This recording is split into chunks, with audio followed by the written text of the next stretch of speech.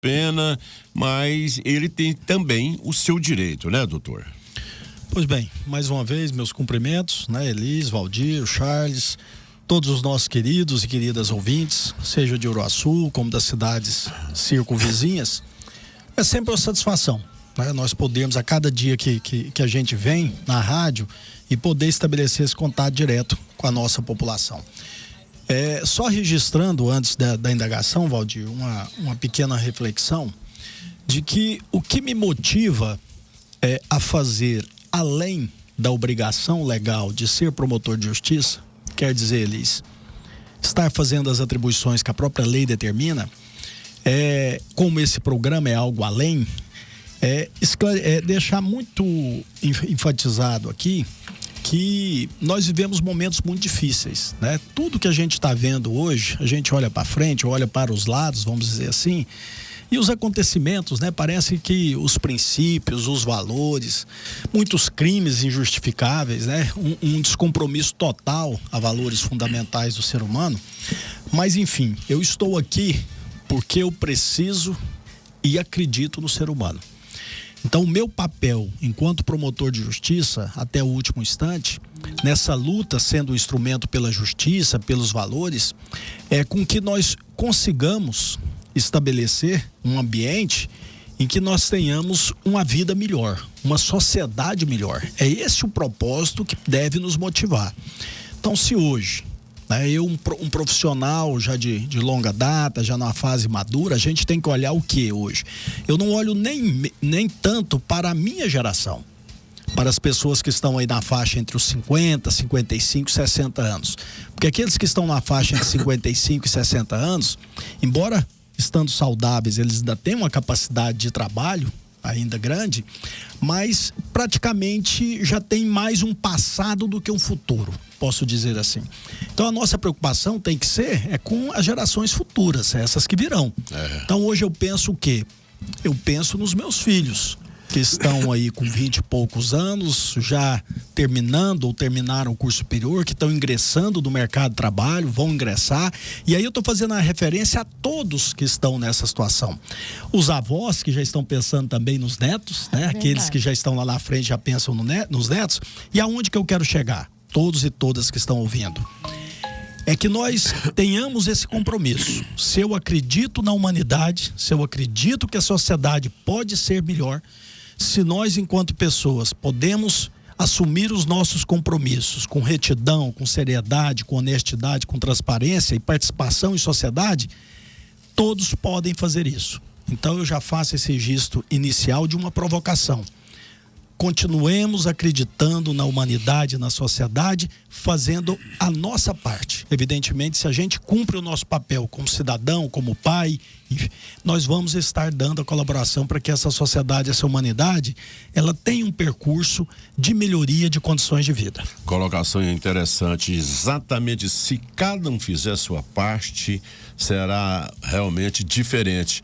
É igual a questão de cuidar da cidade. Se todo mundo pegar o lixo, colocar no recipiente certinho, um exemplo que eu vou dar aqui, a prefeitura faz a coleta e ele coloca lá o lixo, a cidade vai ficar limpinha. Agora, se um ou dois não coloca o lixo no recipiente, chega e joga no meio da rua, ou então deixa o lote baldio cheio de dias, cada um faz uma atrocidade aí, o negócio não funciona. É igual o doutor falou, cada um faz a sua parte, doutor. Pois bem, então voltando ao tema aqui, já dando caminhamento, Valdir, eu vou passar aqui muito rapidamente em relação a esses direitos, que eu acho que nós até mencionamos isso no programa anterior. Era a próxima. Mas para aqueles que não acompanharam o programa, então nós estamos falando de execução penal. Execução penal é o cumprimento da pena. É quando nós temos um processo criminal, o juiz condenou a pessoa a uma determinada pena, aí nasce um outro processo, que é a execução penal. Então o preso, o condenado, aquele que está cumprindo uma pena privativa de liberdade, está recolhido na nossa unidade prisional regional aqui de Uruaçu. Quais são os direitos, Valdir? O preso, ele mantém ou permanece com todos os direitos básicos de qualquer ser humano, com prejuízo à liberdade. Então, se ele está cumprindo uma pena privativa de liberdade no regime fechado, ele perdeu a liberdade, ele está enclausurado por uma decisão judicial, através de um processo. em que foi assegurada ampla defesa, o contraditório, dentro do Estado democrático, dentro do Estado de Direito, e ele tem só a liberdade restrita. Então, os demais direitos fundamentais devem ser todos respeitados. E aqui eu posso elencar muito rapidamente. O primeiro, o direito à própria dignidade humana, a honra. O preso tem que ser tratado, Elis, com respeito. Se a gente falar assim, não, o agente penitenciário, o policial penal pode tratar o preso de qualquer forma. Não. Ele, enquanto no tratamento, ele está tratando de uma pessoa humana. Foi condenado e está cumprindo sua pena. Mas ele merece todo o respeito e deve ser tratado, Valdir, e identificado pelo nome. Então não é aquele, número 1, número 2, às vezes de forma pejorativa. Não, é o nome dele. E os direitos que nós já mencionamos, né? O direito ao fornecimento da alimentação, à saúde, a questão de assistência religiosa, a educação, né? Nós já falamos isso anteriormente. Então, resumindo, todos os demais direitos que todo ser humano em liberdade tem, o preso permanece com ele inatingido. E é dever do Estado garantir como preservação da dignidade da pessoa humana, que é um dos fundamentos do Estado brasileiro. Perdeu-se a liberdade, mas os demais estão mantidos. O preso deve seguir aí, doutor, em regime disciplinar sob pena de ser punido? Perfeito. Olha aqui que interessante, Valdir. Nós falamos no programa anterior a respeito de deveres, obrigações que o preso e o condenado têm. Evidentemente que ele vive sob um regime de disciplina rigoroso, específico. Então existem normas pré-estabelecidas para a convivência no interior da unidade prisional que o preso precisa acompanhar e observar. Então nós falamos lá a respeito da sua obrigação de convivência harmônica. Ele tem que tratar também como ele precisa ser respeitado, mas ele tem que respeitar também as outras pessoas, seja o preso, o colega preso, ou seja as autoridades lá. Então existe na lei de execução penal a previsão de faltas disciplinares. E essas faltas, elas podem ser faltas leves. Vou dar um exemplo. O policial penal foi fazer uma abordagem ao preso, ele fez uma falta de educação. Isso é uma falta. Ele está descumprindo a obrigação dele de ser subordinado e de respeitar o policial. Vai nascer um procedimento.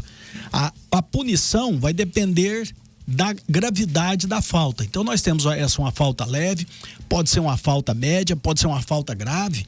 Um exemplo, por exemplo, de um preso que se envolve lá numa briga, agride fisicamente o outro preso. Ele está cometendo um crime ou uma falta grave. Comanda uma greve, um motim, sei lá. Sim, vou dar um exemplo aqui de uma falta grave prevista em lei, Elis. Um preso que é encontrado na posse dele, na unidade prisional, um aparelho telefônico ou qualquer tipo de aparelho que garanta a comunicação dele externa ou interna com outros presos. A unidade prisional, o diretor faz um procedimento administrativo, registra essa falta do preso lá interno, encaminha para o juiz da execução penal e aí nós tramitamos um procedimento e, reconhecida a falta grave, ele é punido. Ele transgrediu a legislação. Regressão de regime ou a interrupção do prazo para ele progredir, a perda de dias remidos. Depois nós vamos falar lá na frente a questão da remissão. Então, resumindo, existe um rigor de disciplina que precisa ser observado e se o preso transgride, se ele pratica a infração, existe a punição correspondente pela legislação. Antes da Regina, o senhor concorda com essa saidinha, doutor? Valdir, é interessante. Essa saidinha, que eram as saídas denominadas na execução penal, as saídas temporárias, elas perderam até a efetividade. Hoje praticamente não existe a saidinha, sabe por quê? Porque o preso no regime semiaberto já está na rua. Ele já está cumprindo. Depois nós podemos até especificar. Nós vamos falar um pouco sobre isso. Mas o semiaberto hoje já está na rua, teria que estar com tornozeleira. Essa saída temporária é exatamente aqueles que estariam cumprindo pena numa colônia agrícola, que ele fica lá naquele ambiente e que o juiz, dependendo do cumprimento da pena, a lei prevê a saída temporária para ele do semiaberto. Só que o semiaberto hoje está na rua. Não. Então vamos aprofundar isso depois, mas o fato é esse. Enxugar gelo, Regina. Vamos lá, 12:16, estamos batendo um papo aqui com o doutor Afonso, tá? Já pode enviando aí a sua pergunta, já tem várias aqui, daqui a pouquinho o doutor responde, tá? 985977042 e ainda seguindo aqui o nosso tema, doutor, o que compete ao juiz da execução? Perfeito.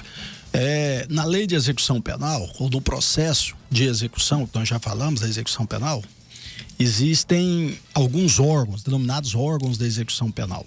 E um órgão que eu considero extremamente importante é o juiz da execução penal. É juiz normal, doutor, ou tem um juiz específico? Não, é o juiz normal. E aqui vou dar um exemplo como funciona, Valdir. Se o juiz, geralmente o juiz da execução é o juiz da condenação. Então vamos supor, o juiz hoje da comarca de Mara Rosa, o processo tramitou lá e ele condenou. O juiz da execução é ele. Só que hoje nós temos um diferenciador. Quando a pena privativa de liberdade em regime fechado, o indivíduo está cumprindo pena aqui em Uruaçu. Aí a competência, em razão de que ele está em Uruaçu, transfere para o juiz de Uruaçu, quando é regime fechado. Então o que acontece, Valdir? É uma distribuição. Na comarca de Uruaçu nós temos 2 varas da Justiça Comum e um juiz do Juizado Especial. Nas varas da Justiça Comum, que é a primeira e segunda vara, aí já tem por parte de uma regulamentação do Tribunal de Justiça, da organização judiciária, a competência da execução penal vai para o juiz da primeira vara. Então, é uma questão de organização. Quando tem a comarca um único juiz, é ele. Quando tem mais de um juiz, já tem uma distribuição prévia. Então, o juiz da execução penal de Uruaçu é o titular ou respondente pela primeira vara. E sendo juiz da execução penal, as atribuições, o que compete a um juiz. Semelhante, para se entender aqueles que ouvem, Elis, de maneira muito clara, semelhante ao processo eleitoral, quem que coordena, decide, determina, acompanha a questão do eleitoral, é o judiciário. Não precisaria ser, Valdir. Se a legislação outorgasse, por exemplo, a um órgão da administração conduzir as eleições, não teria problema. Mas não tem crédito. Mas a lei define que é a justiça eleitoral. Na execução penal, da mesma forma. Poderia ter uma administração da pena dos órgãos administrativos, ter uma polícia penal que administrasse a execução da pena. Mas não. O legislador estabelece que toda execução da pena, ela é dirigida, comandada, coordenada pelo juiz da execução. Então aqui compete ele, Elis. Todas as medidas, praticamente todas as medidas que vão acontecendo no curso do processo da execução penal, é o juiz que decide. Salvo alguma exceção. Eu dei um exemplo aqui. Um preso que pratica uma insubordinação simples da unidade prisional. Desrespeitou um policial penal. O diretor tem autonomia para fazer um processo administrativo e estabelecer uma punição disciplinar.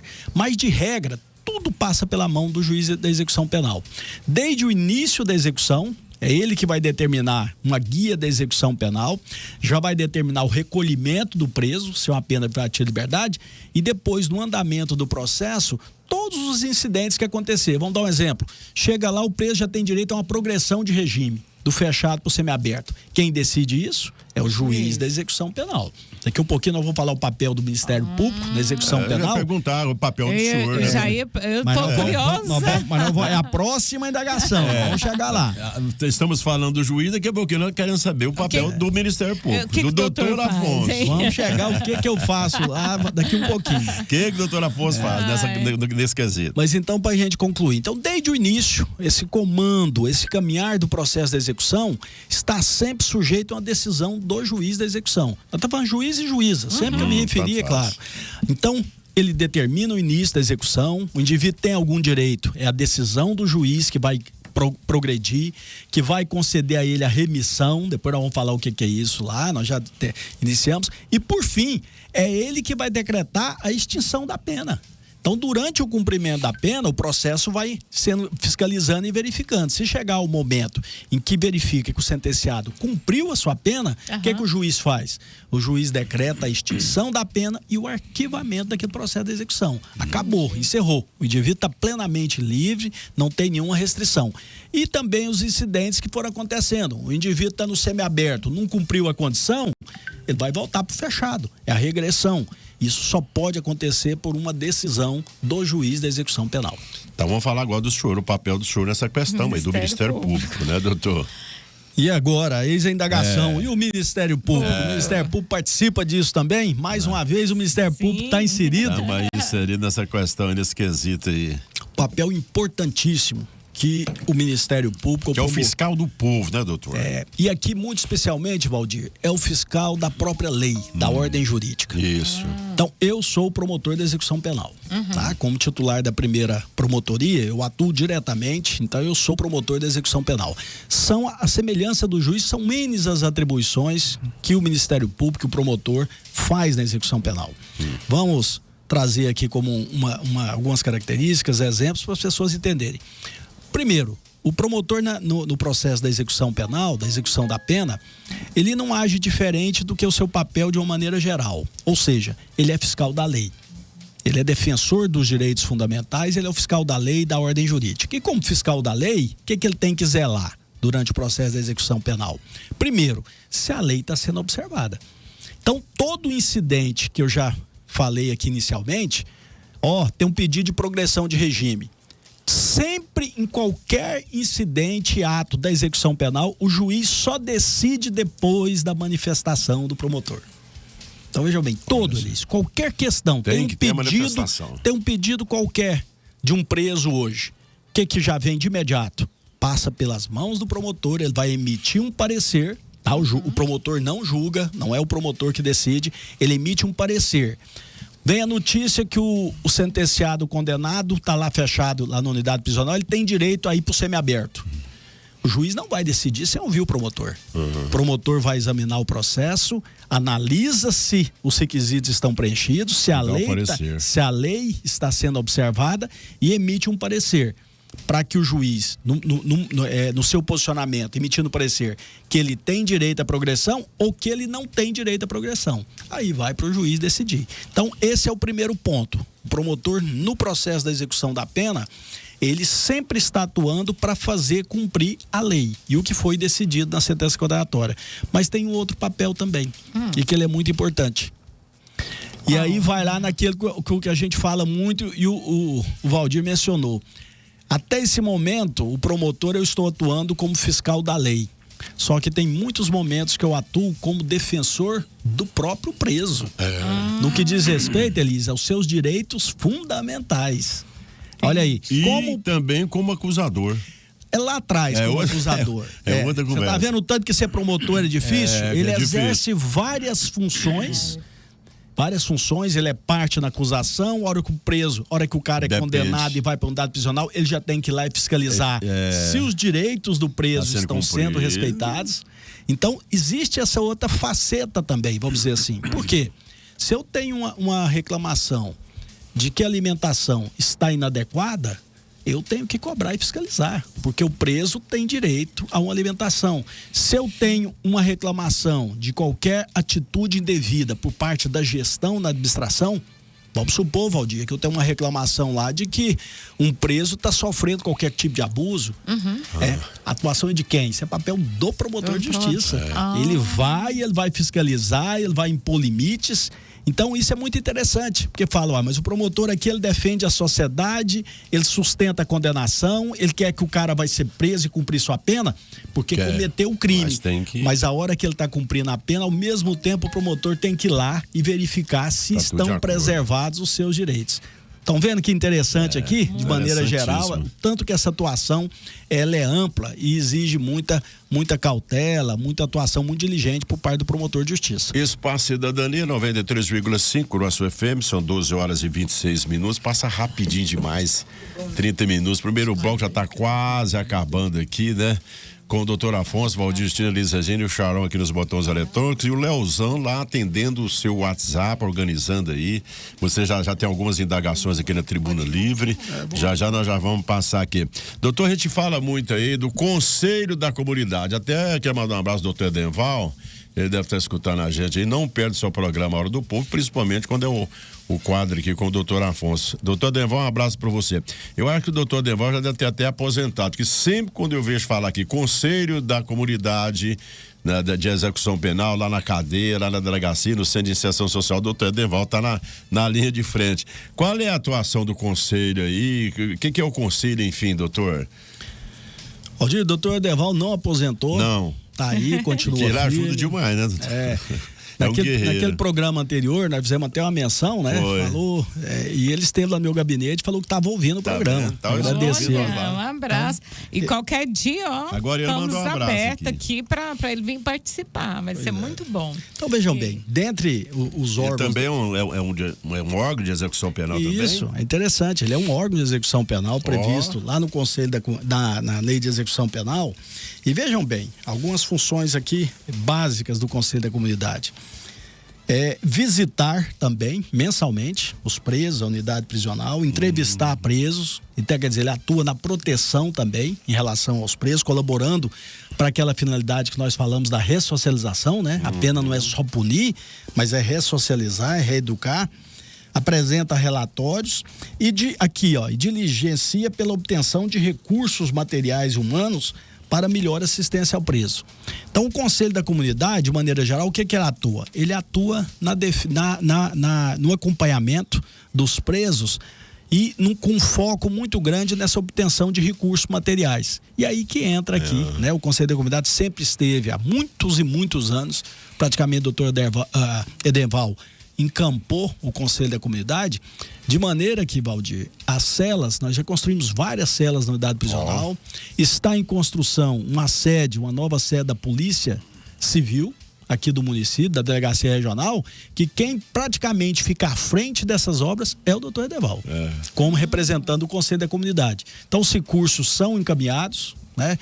Pela respeitabilidade, a honestidade, a postura que o doutor Edenval tem ao longo desse tempo. Ele fica atrás do senhor lá, manda um TCO pra mim. Exatamente, manda um recurso, preciso. Manda um recurso, tem que construir aquela cela, que ela tá deteriorada. Exatamente, mas as coisas acontecem. Dessa maneira, acaba que a gente não deixa, né, os problemas se avolumarem, e isso tem acontecido.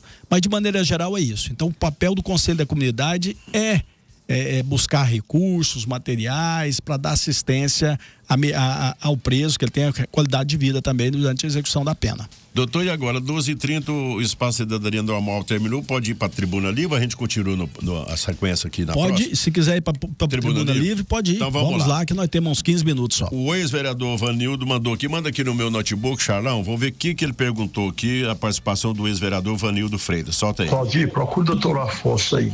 Teve 2 casos inéditos no Brasil. Um piloto de avião foi preso por molestar as pessoas, parte sexual. E o juiz também fez o mesmo caso. Só que o juiz foi afastado do caso, do serviço dele e com remuneração. Se os 2 casos é igual, por que o outro não foi preso? Perfeito. Vanildo, veja bem. É importante a gente colocar. A matéria recente daquele piloto, né? O seu de idade, eu vi os dois, né? Primeiro, Vanildo, a gente tem que, às vezes, por parte da população, às vezes você vê a mensagem lá, mas o aspecto da legalidade do direito, ele tem que ser avaliado. Se uma pessoa, primeiro, prisão, de acordo com a nossa Constituição Federal, somente pode ser preso alguém que esteja em flagrante delito, quer dizer, aquela pessoa que está praticando o delito quando é abordado ou acaba de praticar e a polícia prende. Então, todo mundo já tem noção do que é o flagrante delito. Tá aquilo no quente. Ou por ordem judicial, devidamente fundamentada. São os casos, vou te dar um exemplo, os casos de uma decretação de uma prisão preventiva. Já existe uma investigação, a polícia vem investigando os casos, vamos supor, de abuso sexual, participa de tráfico de pessoas, e em um determinado momento há uma representação pela decretação preventiva daquela pessoa. A polícia vai lá e efetua a prisão por ordem judicial. Eu não sei se o caso do piloto ou flagrante, ou se já existiu uma investigação e nessa investigação, em virtude da gravidade dos crimes, em virtude do perfil, a justiça já decretou sua prisão, tá? Essa é uma questão. O caso do ministro do Superior Tribunal de Justiça. Não teve flagrante, né? Porque segundo consta, pelo que eu vi lá, teve uma denúncia de um assédio sexual, tá? Que ele teria, não sei, a atitude concreta, e aí se inicia. Quando você tem a notícia, a pessoa foi lá e formalizou a denúncia. Olha, tal dia a pessoa se aproximou, fez isso, que de repente é um indicativo de um ato libidinoso. O que tem que ser feito, Vanildo? Apurar. evidentemente, apurar. Só que um ministro do Superior Tribunal de Justiça, ele tem prerrogativas por ser um ministro do Superior Tribunal, no Tribunal Superior. Tanto que o próprio órgão aí faz uma denúncia no CNJ, tá? Qualquer crime praticado pelo ministro superior, a competência para julgar depois é do Supremo Tribunal Federal. E nessa situação, o que acontece? Com a notícia, o próprio tribunal, que foi o Superior Tribunal de Justiça, ele se reuniu administrativamente, tem poderes para isso, e afastou o juiz. Só que ele não está condenado, não é um processo criminal. E no afastamento, Vanildo, é mais uma questão, é uma informação à sociedade. Mas no seu afastamento liminar, ele tem direito a continuar percebendo os seus vencimentos. Aí é questão da legislação. Se num processo ele vier a ser preso, ele vier a ser condenado a pena privativa de liberdade, ainda tem uma questão hoje que é muito, vamos dizer, ela é muito combatida e criticada pela sociedade. E eu concordo, só que está na lei como prerrogativa. Um juiz hoje, Valdir, se ele for afastado, ele pode ser, vamos dizer, demitido, para as pessoas entenderem. São situações raras, mas o CNJ, Conselho Nacional de Justiça, mediante as condutas que chegarem lá, numa apuração prévia de uma irregularidade grave, ele pode afastar o juiz definitivamente do cargo. É aposentadoria compulsória. Ele aposenta o juiz, só que o juiz tem direito aos seus vencimentos de forma proporcional. É um meio que absurdo, Elis. Pô, mas doutor, mas ele cometeu uma licitude tão grave que ele foi aposentado compulsoriamente e ele ainda tem direito a vencimentos proporcionais ou a proventos proporcionais? Ele tem. Ele tem por uma prerrogativa ainda estabelecida na legislação, na lei orgânica do Ministério Público, do Judiciário. Merece a reavaliação, reforma? Aí eu digo pessoalmente, merece sim. Não faz sentido algum alguém ser afastado definitivamente do cargo e continuar recebendo em razão da ilicitude. Mas voltando a esse caso do ministro, é um afastamento, Vanildo, liminar, provisório e administrativo do próprio tribunal. Então, ele continua sim recebendo. Ele está afastado provisoriamente, até uma eventual decisão, ele pode recorrer ao judiciário, mas ele tem direito a continuar percebendo o seu salário sim. Doutor Denval, um abraço para você. Valdir, estou ouvindo aqui o doutor Afonso, parabéns para vocês pelo excelente programa. Se tiver um tempinho, você, Elis Regina, vem fazer uma visita aqui no presídio. Vamos sim, doutor. Demais, dá conta. Nós vamos lá visitar lá, ver como depois é que tá. Depois vem aqui visitar a gente. Nós vamos lá visitar e qualquer eventualidade, a anormalidade, vamos falar pro doutor Afonso, viu? A Tininha, tô aqui escutando também, boa tarde, o melhor advogado e promotor da história de Uruaçu, doutor Afonso. A maior vendedora de pipoca, Tininha. Mandando um abraço lá do setor oeste. Vamos para mais indagações, a Gina tem umas 4 aqui. Tem um aqui, só mandou o texto, vou deixar ela por último, que fala sobre a questão das bebidas, estão proibindo bebida lá no carnaval. Eu acho que aqui é questão de organização, que se a prefeitura for liberar, já pensou, tem questão de preço que eles têm que estabelecer, não pode ter o mesmo preço, questão de organização, que senão o gente leva bebida de garrafa, o outro vende mais caro, vira uma bagunça. Eu acho que é assim, mas o doutor vai responder já. Mas antes, porém, vão no áudio aqui, solta esse áudio aqui, Xalão, solta aqui, deixa eu ver qual que é essa indagação aqui, fazendo favor. Boa tarde, Valdir Justino, boa tarde, Elis Regina, boa tarde, doutor Afonso. Boa tarde. Gostaria, meu doutor Afonso, de uma informação,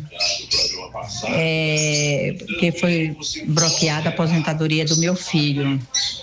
Eu não sei o que eu tinha que fazer agora 2025, porque eu sou muito doente.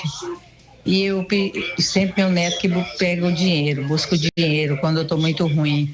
E ele não viu na tela lá do caixa lá o que é que estava escrito, porque a correria, ele estuda, ele trabalha, pega as irmãs dele no colégio, então ele não viu, muitas vezes ele pega de tarde, pega de noite, e aí ele não viu o que estava escrito, o que tinha que eu fazer em 2025.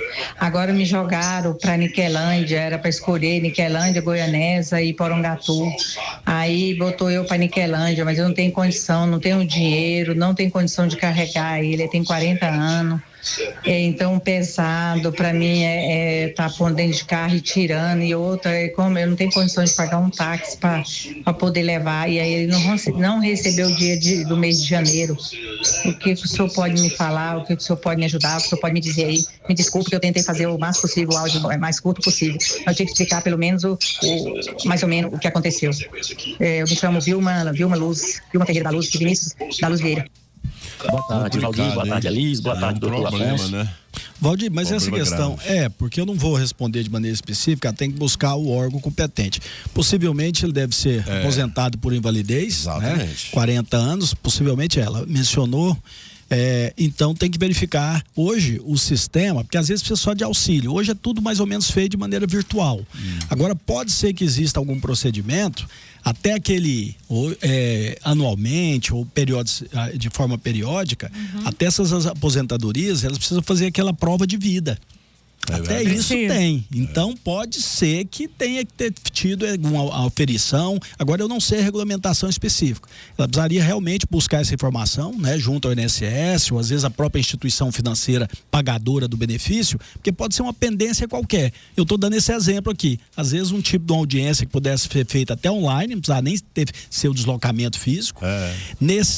O VaptVupt até me deu um branco aqui. Nós não temos o VaptVupt. Não temos. Não, aqui ainda não. Já falaram 1 milhão de vezes que vamos ter, mas pois é. Até hoje não. Eu sei que em Goiânia, onde tem o VaptVupt, já abarca muitos desses serviços. Essa prova de vida, esse aqui, qualquer VaptVupt faz. Então tem que realmente ela se inteirar realmente o que é a pendência e superar isso aí o mais rápido possível. Eu acredito que é coisa simples nesse sentido. Gina, as indagações aqui no nosso espaço, tá aqui no notebook, se quiser soltar alguma aí fora da nossa aqui, ou pode continuar aqui? Tem. Então vamos lá, mais uma aqui, Charlão, solta aí. Boa tarde, Valdir, boa tarde, Elis, boa tarde, doutor Afonso. Ô, Valdir, eu queria saber do promotor aí sobre um desvio que teve no meu Pix.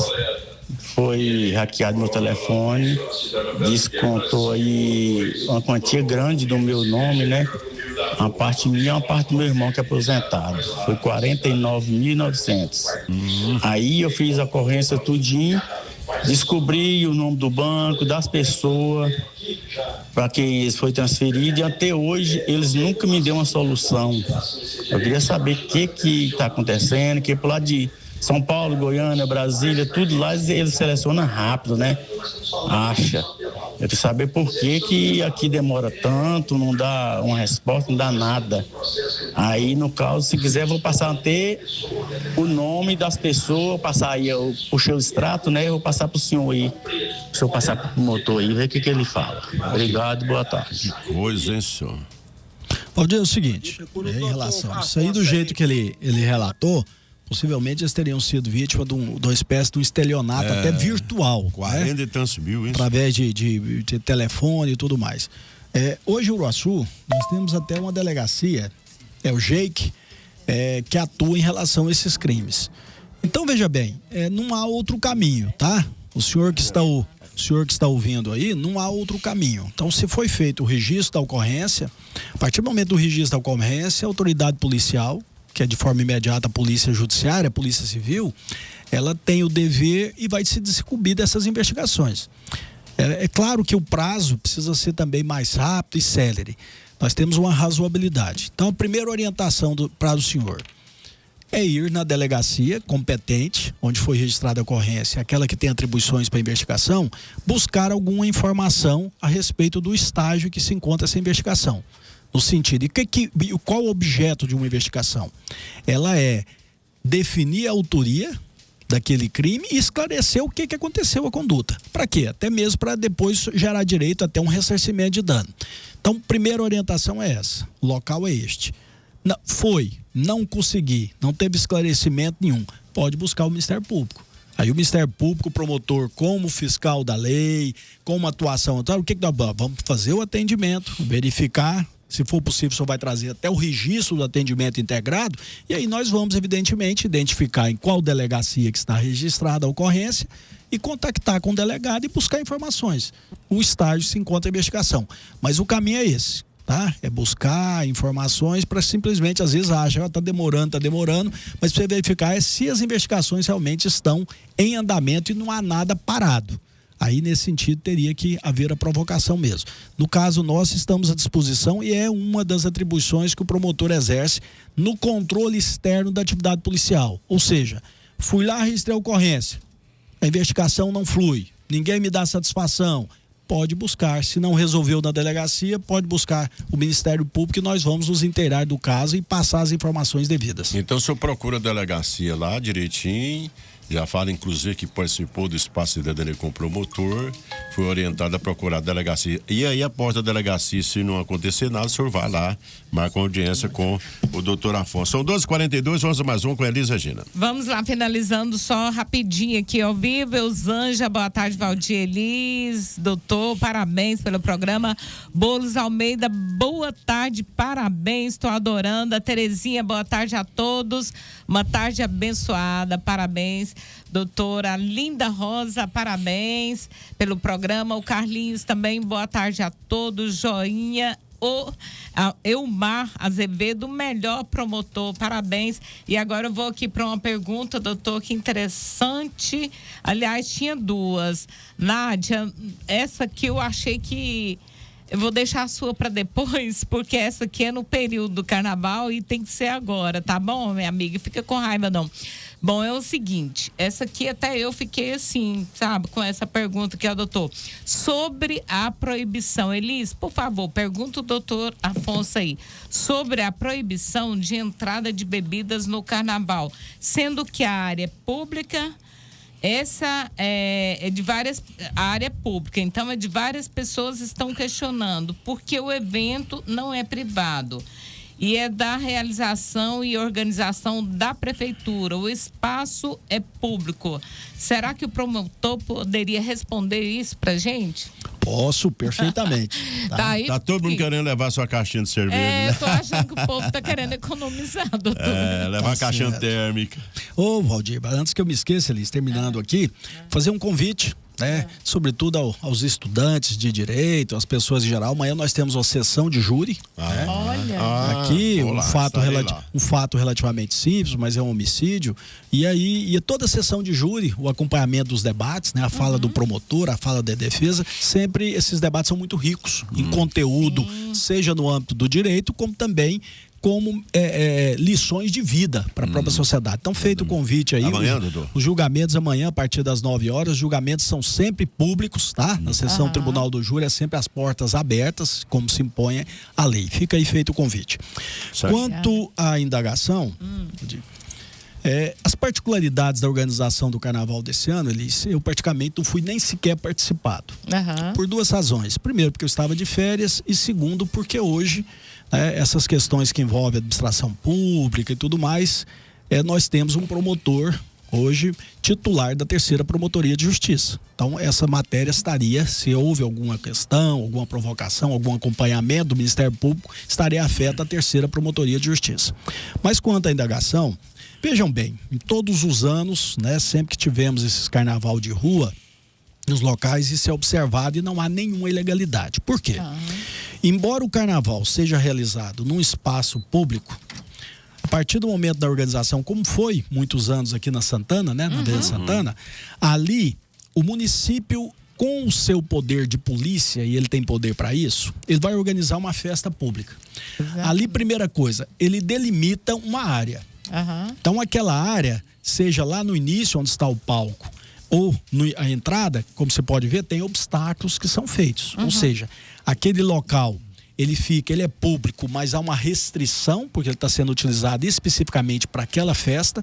Então, a prefeitura, o município, vai disciplinar como vai funcionar aquilo ali.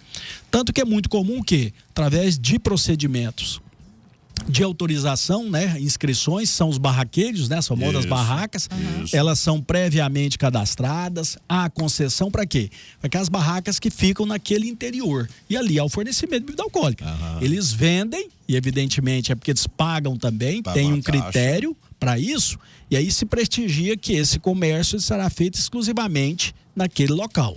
Isso pode ser feito. Pode haver, Elisa, até uma restrição, uma vedação de uso ou de venda de bebida alcoólica naquele ambiente como um todo. Poderia o município fazê-lo. Nunca houve isso. Mas poderia, só para dar um exemplo. De repente pode vedar, não ter nenhuma venda de bebida alcoólica naquele ambiente e também proibir que tenha acesso com a bebida. Ponto específico aí, então. Tem lá os barraqueiros, se estiverem, estão cadastrados, estão autorizados a comercializar. Geralmente estabelece um preço já pré-definido com a organização do evento, mas se tem o impedimento de que aqueles que vão participar, adentrar aquela delimitação, né, do carnaval de rua entrada ali, que eles entrem com bebida alcoólica. Por quê? Até por causa das regras, como eu coloquei. Se tem os barraqueiros que já foram autorizados, que estão pagando para que estejam lá fornecendo, se o indivíduo entra com bebida alcoólica, automaticamente já está gerando ali vamos dizer, uma concorrência desleal. Porque às vezes até pelos preços e tudo mais. Então não tem nenhuma ilegalidade, tá? Depende muito da organização do evento. Então a administração limitar ou proibir que as pessoas adentrem aquele ambiente portando bebida alcoólica, não há nenhuma violação de direito, está dentro da perfeita legalidade. Deve ser observadas essas regras pré-estabelecidas. Pode, então é isso. 12h48, doutor, eu sei que o senhor está com pressa, mas é o seguinte, falar nisso, chegar lá, o senhor dá uma satisfação pro chefe do senhor lá, porque tem mais 10 indagações, pelo menos mais uma aqui. Falar nisso, quem que é o chefe do senhor que fiscaliza? Olha que o senhor chega, olha que o senhor sai lá. O senhor chegou atrasado. Eu tava prestando serviço pro povo na rádio. E se o senhor chegar atrasado, o senhor tem que dar satisfação pra quem, doutor? Não, quem que é o chefe do senhor? Todas as meu chefe no aspecto administrativo funcional, interessante. Todas as promotorias, quando tem mais de uma promotoria, ela tem um coordenador ou uma coordenadora. Hoje a coordenadora é a doutora Alessandra, que é a minha esposa. Aí é problema. Ih, não. Então vamos mais um rapidinho aqui que o rapaz pediu, pelo amor de Deus. Só tem que só mais essa. Só mais essa. Aumenta aí, Charlie, que tá baixinho. Pra ela, a mãe dela chama Camila. Então, eu tenho final de semana com a menina, ela não me entrega, eu não posso ir lá na porta. Se eu for lá na porta, o marido deve brigando comigo, querendo brigar comigo. Qual a situação que eu posso fazer isso aí? Já tá na justiça extrema há muito tempo. Tem 3 anos que eu não pego a menina. O que eu faço aí? Procura ele aí pra mim, fazendo um favor aí. Eu, Anilson. E aí, doutor? O senhor entendeu direitinho? Tava meio baixo? Entendi perfeitamente. O Elise, são aquelas questões que elas são muito recorrentes. São aqueles casos, então, que seus pais são separados. Um detém a guarda, o outro direito de visita, geralmente, né? Ela não é uma guarda compartilhada. E há intrigas, né? E há um desentendimento entre essas pessoas. Isso é lamentável, porque aí a coisa só vai evoluindo. E a situação concreta, muitas vezes a gente não sabe com quem está a razão. Então, o que ele relata, então? Que ele não, pelo que eu vi, ele não está com a guarda é da mãe, e ele está tendo dificuldade no exercitamento do direito de visita. Isso. E falou que está na justiça já há algum tempo. Na teoria, a coisa é muito fácil se houvesse um bom relacionamento entre as pessoas, entre esses pais. Qual seja, se o pai tem o direito, está regulamentado o direito de visita, que ele deve pegar a criança tal dia, tal hora, devolvê-la em tal momento. Se a outra pessoa observa essa obrigação, não há nenhum problema, a coisa caminha. Agora, quando há divergências, igual ele está alegando, que ele tem muita dificuldade porque ela não entrega, o que precisa fazer? Precisa fazer prova. Então, quem define e decide essa questão é o juiz do processo. Se ele entra com a ação de regulamentação de visita e ele prova que a mãe, de forma deliberada, não entrega a criança, por maldade, por mesquinhez ou o que seja, o que o juiz vai fazer? O juiz determina que isso aconteça e pode impor sanções, punições. O que acontece, Valdir? Ele pode impor uma multa por descumprimento, ele pode determinar que um órgão acompanhe, fiscalize se está havendo aquela entrega, e existe até um crime de desobediência. Então, se o indivíduo hoje, ele está com um mandado judicial, ele falou que está na justiça, ele tem uma ordem, ele tem a sentença do juiz, garantindo que ele busque a criança, vou dar um exemplo, às 18 horas da sexta-feira. Se ele chegar lá e às 18 horas e a mãe não entregar, sem qualquer motivação, ele pode chamar a polícia. Ele pode chamar o conselho da polícia. Por quê? Porque ela está descumprindo a ordem judicial. Agora, o que acontece, Valdir, é que as coisas geralmente não são bem assim. Tá? Quando muitas vezes acontece é porque o indivíduo chega lá sob efeito de bebida alcoólica, é porque já tem umas intransigências que a coisa vai crescendo. Então é muito difícil quando estabelece esse tipo de relacionamento. Mas a informação vai ser clara, a orientação é essa.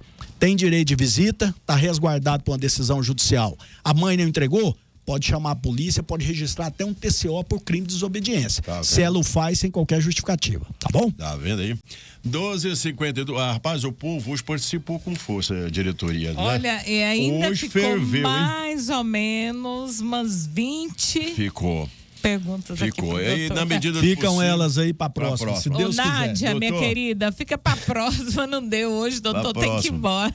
E Doutor, outros? até quarta-feira, se Deus quiser. Boa tarde, senhor. Deus quiser, um grande abraço. Até Meu tarde. dia 52, Espaço Cidadania fechando as portas por aqui, voltando na próxima quarta-feira, a partir das 12 horas, com a participação ao vivo do Dr. Afonso Gonçalves Filho. Nós vamos na sequência normal do programa A Hora do Povo, no oferecimento da Dois Irmãos Materiais para Construção, do Básico Acabamento. É na Dois Irmãos Materiais para Construção, vai construir, dá uma passada lá